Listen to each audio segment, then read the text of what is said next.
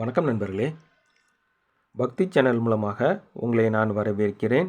நான் பிரேம் தர்மா, ஓஷோவின் சீடன்.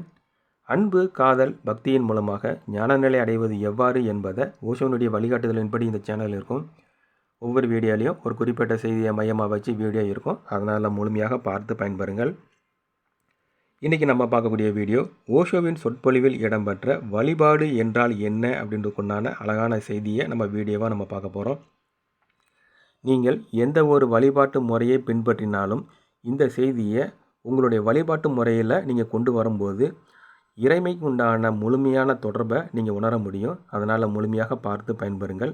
முதல்ல இந்த சேனலுடைய தொடர்பு சேனலில் சொல்லிவிட்டு ஓஷோனுடைய சொற்பொழிவை நம்ம கேட்போம்.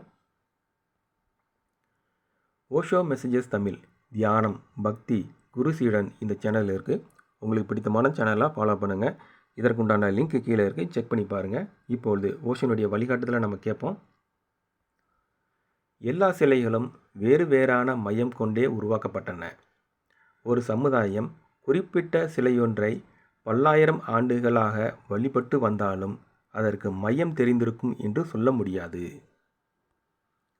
மையம் தெரியாதவரை அதற்கும் நமக்கும் தொடர்பு ஏற்படாது.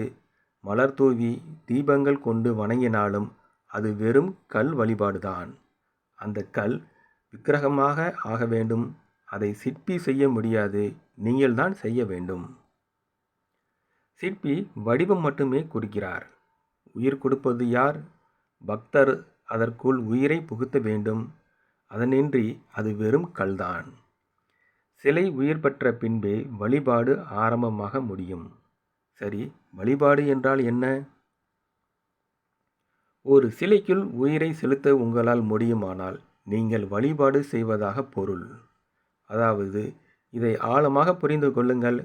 ஒன்று, உயிர் பெற்றவுடனே வடிவுள்ளதும் வடிவமற்றதும் அதற்குள் குடிகொண்டிருக்கும். அதன் உடல் வடிவம், உயிர் வடிவமற்ற அம்சம். உயிருக்கு வடிவமில்லை. எங்கே உயிர் இருக்கிறதோ அங்கே உருவத்திற்கும் உருவமில்லாததற்கும் ஒரு சந்திப்பு நிகழ்கிறது. பொருளுக்கு வடிவம் உண்டு, பிரிஞ்சைக்கு இல்லை.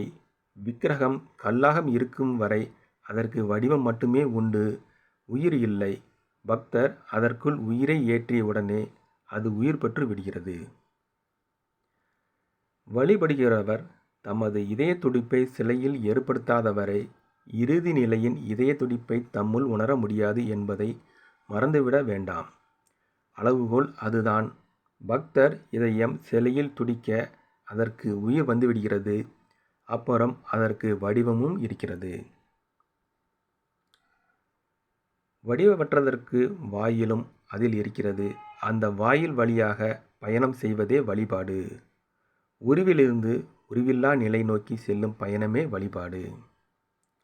நண்பர்களே, இந்த வழிபாடு அப்படின்ற ஒரு செய்தியை நீங்கள் எவ்வாறு உங்களுடைய வாழ்வில் நிகழ வேண்டும் அப்படின்று ஓஷோ விளக்கம் கொடுக்கிறார். இந்த வழிபாட்டு முறையை உங்களுடைய வழிபாட்டு முறையோடு பின்பற்றி இணைத்து பாருங்கள். அப்பொழுது இறைமையுடன் உண்டான தொடர்பு உங்களுக்கு ஏற்படும்.